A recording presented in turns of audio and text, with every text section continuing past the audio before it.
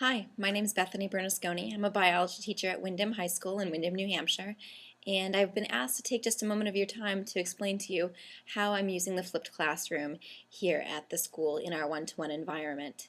I like to say that I have a hybrid approach to the flipped classroom in that I think a combination of traditional methods and utilizing the technology in a way that can really give our students increased access to the curriculum, as well as repetition and differentiation, all of which are going to be supported by classroom instruction by the teacher. So no one way fits all students. And the flipped classroom really gives me an opportunity to meet students where they're at and to meet their different learning styles along the way. So if you bear with me for a few minutes, I'll show you how it works here in my classroom.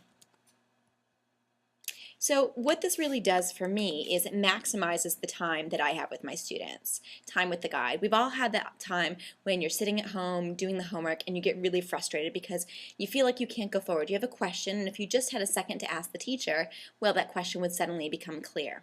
So what I do for a variety of classes is the students are doing the traditional, more discussion style conversation at home, and then in class we get hands-on practice with the activity. And I do this for a couple of different topics. I often do this for content delivery for new topics. And I've tried this with 3 different levels of biology. I've done this successfully with AP Biology. The next level here at our school is a first-year course, Honors Biology. And I've also done this with our college prep level biology. And I think that the benefits at each of the different levels vary, and the way that you need to deliver the vodcast at each of the different levels vary. But this really gives me a chance to introduce concepts to students or to help them review. In AP Biology, oftentimes the students are really independent learners, and I can use this to intro a new topic. And with these students, I'm providing them some guidance in the terms of the PowerPoints that I'm using. So I provide these AP Biology students with the PowerPoint so that they can use them to fill in and add their own notes as they're watching the vodcast. I really think that having some kind of guidance to your vodcast is really essential for success at any level.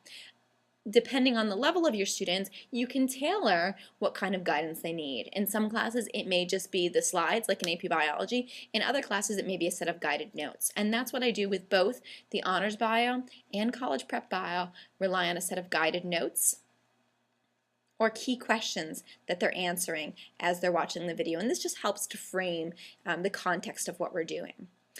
So in using this, I can introduce a new topic. I can also review something that they may have had a couple years ago, but I want a refresher. And this has worked really well for topics as diverse as biomolecules to a refresher on cells and basic chemistry needed for biology. Sometimes these videos will focus on a series of pictures, so diagrams. I think that the diagrams are really, really important. And then by annotating these diagrams, I can discuss various parts if I wanted to draw attention here, and that we're talking about the nucleus and how it works with the endoplasmic reticulum, and so on and so forth. And the diagrams give me a talking point and something to focus my students' attention. I may also have in there some amount of text, but I tend to keep the text more limited. Instead, relying on the discussion that I'm having face-to-face with the students in their own home and giving them help filling in those guided questions. The great thing about the vodcast too is that I can pull in all this different media all in one place. So while I may be discussing it, it's very easy for me then to go ahead and click right over to a video clip that I want them to watch. And even annotate that video clip and give them some directions on what they're seeing. I can also pull in web media and still pictures very, very easily so that the students have one place to go to for all of the access to all of this information. It provides a really concise study tool for them.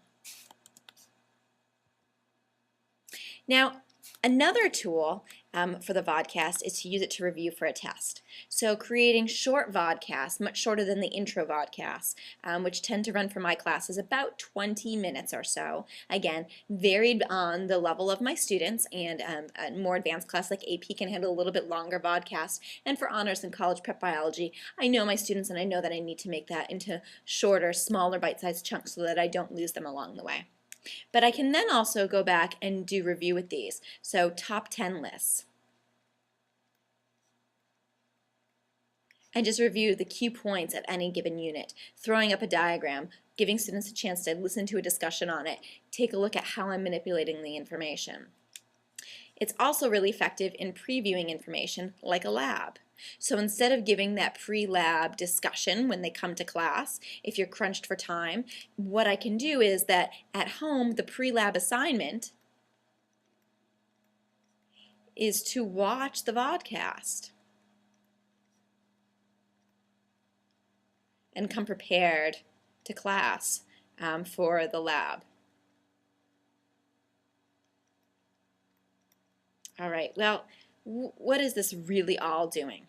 Okay, what's the value of this reviewing this way? What's the value of previewing this way? And I really think that they're several-fold. One thing that this has really done in my classroom is that it's gotten my students to use me as a guide much, much more. So that's really my role in the classroom now. Instead of simply having the discussion in class, we can take that discussion to a new level because they've gotten some of the basics at home. And now when I'm in class, we can talk about the more complicated or the more complex relationships that exist based on that topic that they've gotten a little bit of background at home. So it allows us to go further, really to delve further into the context, complex topics. The other thing that it's done is it's increased drastically the inquiry level in my classroom. Because now I can ask the students to demonstrate their knowledge. So they've listened to the vodcast, they come to class, they ask questions, and then I can present them with a challenge. All right, you think you've got it? Let's put it to the test. Here's an activity that I want you to do. And these are great little formative assessments that then allow me to check in and wander around the classroom, correcting information, enhancing information, correcting misconceptions, giving encouragement, answering questions as we go, so that the students are now manipulating the information. We know that just simply listening is not the best way to learn. We've got to learn by doing, and by flipping the classroom for certain topics and having that discussion piece at home, that first introduction to the information, my classroom then becomes a place where inquiry is happening on a much larger scale than previously. And I have time for more inquiry because good inquiry does take time to allow students to arrive at an answer based on their own individual journey rather than just where I'm pointing them to go. But the power of that is really immense because now you've taken the learning and made it really personal for that student.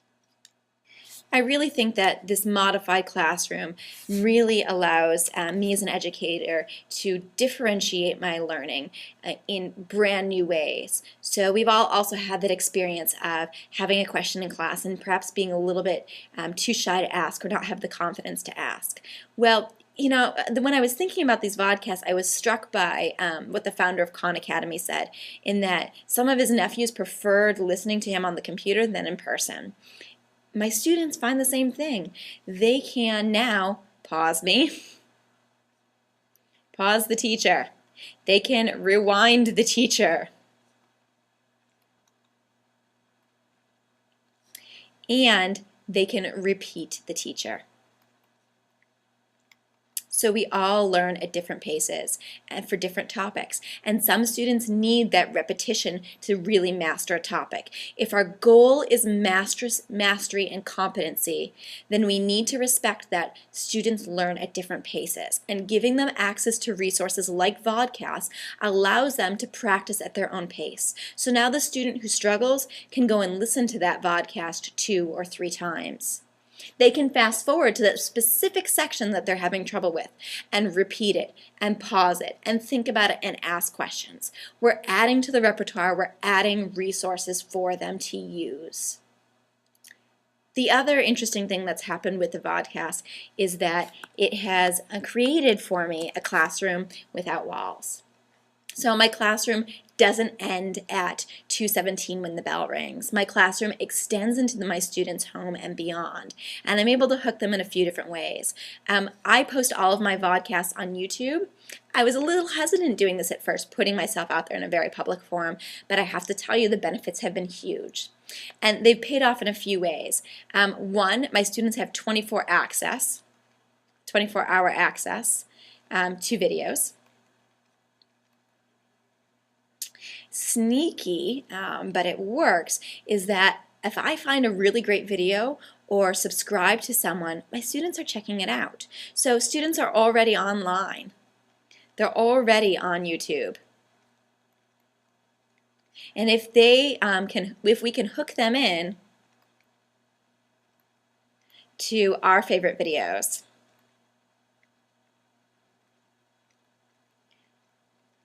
or subscriptions, then they start exploring on their own. And the idea is that there are a tremendous amount of resources out there, and if we can hook them in through these simple forms of media that they're really excited about and that they're using anyway, then we can really engage them in a learning process that doesn't just operate on the normal, typical school day schedule. My students are also no longer found just in Windham, New Hampshire. We can expand our classrooms, and this is really important for teachers. Expand your classroom across the hall, to the teacher on the other side of the school, to someone in another town, in another state, in another country. So we really are creating a classroom that is global in scale.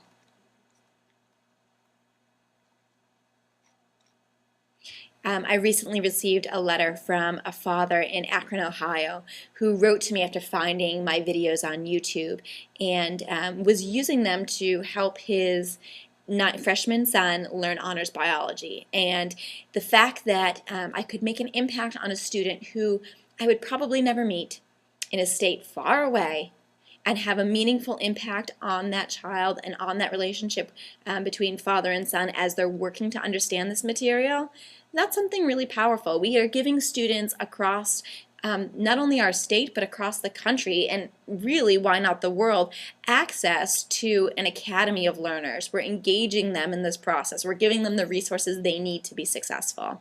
And that in itself is a powerful thing. When we as teachers spread those ideas and are willing to put ourselves out there and share these resources, then the impact we can have far exceeds that which occurs in our classroom. And after all, we're not just the teachers of the student who is geographically right next to us.